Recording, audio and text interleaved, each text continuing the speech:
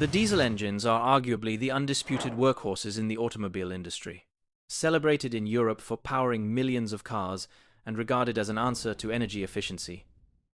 But in the US, it's a different scenario. The American market often associates diesel's compatibility with heavy-duty trucks and synonymous to unreliable cars.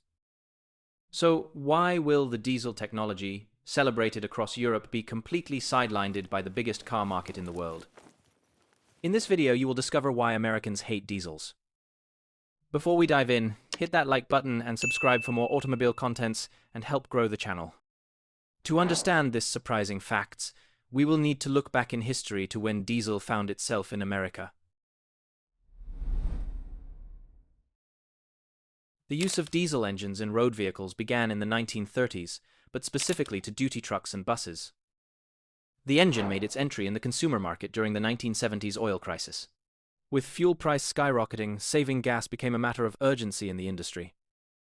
American automakers who had bet more on power and style suddenly had to adapt to the new wind. And that is where diesel comes in. An engine that promised durability, power, and above all, fuel efficiency. General Motors took the first step, incorporating them into their models. But things quickly went south.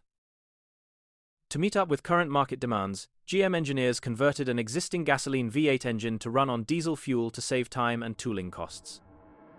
The problem here is, diesel operates on a higher compression ratio conversely to the V8 engine, which handles a lower compression ratio.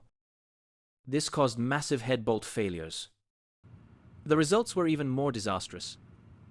Blown head gaskets, massive noise, and heavy smoke emission, engine damage, as coolant and water entered the cylinders, causing hydrolock.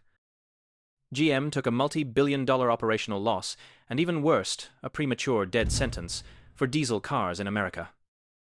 Over the years, it is widely still considered as an unreliable technology for consumers. At surface level, you might think the failure of the diesel cars was solely as a result of GM's conversion of the V8 engine or a matter of wrong time and marketing. But there are even more deeper issues that explains why diesel cars could not fit the American market.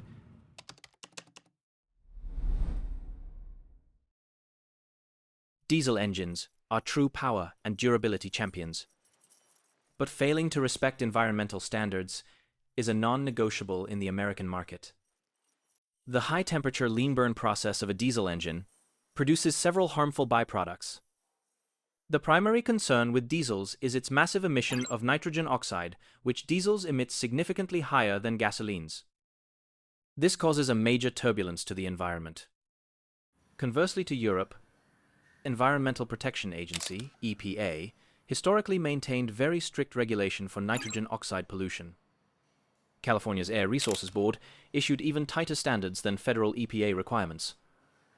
Since California represents a massive market, automakers had to meet these stricter standards, making diesel's compliance even more challenging. Together, they imposed standards requirement technologies like the diesel exhaust fluid, particulate filters, and selective catalytic reduction. These systems added $3,000 to $5,000 to vehicle costs while also requiring maintenance and reducing fuel economy benefits. This was simply unbearable to the Americans. It even gets worse.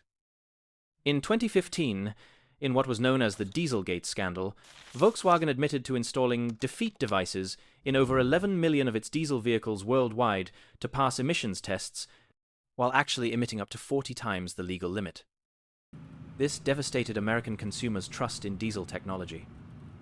As a result, the regulators increased scrutiny and testing of all diesel vehicles and massive fines and legal settlements.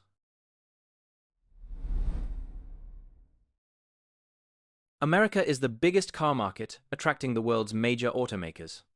Gaining any fair market share will come with a lot of competition which will either make or break any technology. Diesel vehicles and engines faced a lot of rivalry from their gasoline counterparts, which slow set diesel off stage. The Japanese Toyota, Honda, and Nissan, who invested heavily in gasoline cars, carefully built a strong reputation of fuel efficiency, durability, and cost-effectiveness. This was an offer American families could not refuse. The massive adoption of the hybrid technology across the American lineups was a fatal blow to the diesel cars. The hybrid technology was marketed as the clean, fuel-efficient alternative, and it met all its promises. The Toyota Prius became synonymous with environmental responsibility. The hybrid cars operated with no emissions compliance issues, or dirty diesel stigma, and lower maintenance cost. Things worsen after the Dieselgate. Many automakers abandoned diesel passenger cars in the US, limiting its availability, which American completely lost interest. Technology moves the automotive industry really fast, and adapting to the innovations is crucial. In the early 2000s, while diesel was still in struggles, the American automakers were pivoting to the new technology of electric vehicles, undermining diesel's long-term viability. Ford committed $50 billion for its electrification project. GM pledged to phase out internal combustion engines, making way for its electric lineups. Volkswagen, who was closely associated with the diesel technology, invested over $89 million in electric and digital technology. Unfortunately, diesel could not move at the speed of the industry. Electric vehicles with digital systems offered advantages diesels could not match. The superior performance, low operational cost, and meeting up with the strictest environmental regulations by most gasoline vehicles was quickly adopted by the American market.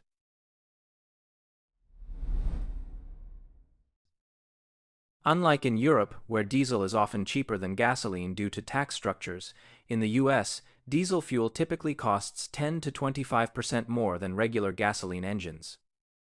This eliminated one of diesel's key value propositions of saving gas. The payback period for the higher purchase price stretched to 5 to 7 years or 100,000 plus miles, making financial sense only for high-mileage drivers. Here is the more shocking part. Buyers had to pay even more because of the robust engine construction, with its turbocharging systems which was standard in most diesel cars. Diesel's heavy pollutants emission attracted high compliance cost, and the low production volume of diesel engines in the US significantly contributed to high price and maintenance cost. When accounting for purchase premium, fuel costs, and maintenance, diesel often proved more expensive than gasoline alternatives over typical US ownership period.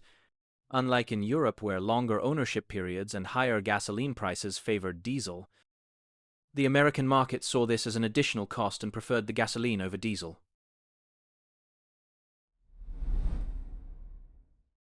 The story of diesel in America isn't just about one failed engine. It's a combination of bad first impressions, strict emission standards, higher costs, and perfect timing for competitors. On another level, it might be argued that government policies played a major role in diesel's failure. While Europe embraced diesel, America moved on to hybrids and electric vehicles. Sometimes, it's not about the technology itself, but whether it fits the market at the right time. So, would diesel have succeeded if GM had done it right the first time? Well, that is the million-dollar question we might never know. Drop your thoughts in the comments below. And if you found this video informative, don't forget to like, subscribe, and hit that notification bell for more automotive deep dives.